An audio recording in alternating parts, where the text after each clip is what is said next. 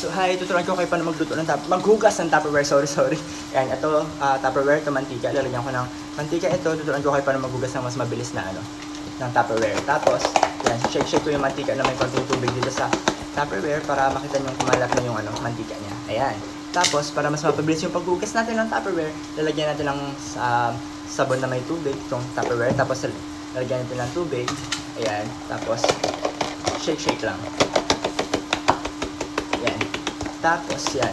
Kasi maraming mga nagugas dyan na nakakailang kuskus na ng sponge dito sa Tupperware nila. Tapos, nakakailang balaw na rin, madulas pa rin.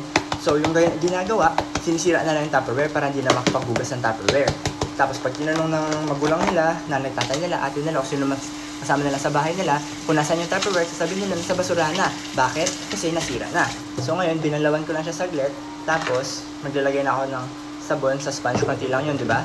Tapos, tsaka ako siya hugasan ng ganito. Saglit lang yan. O, ayan, tapos na. Tapos, babanlawan ko na siya. And then, tapos na. Pakinggan nyo.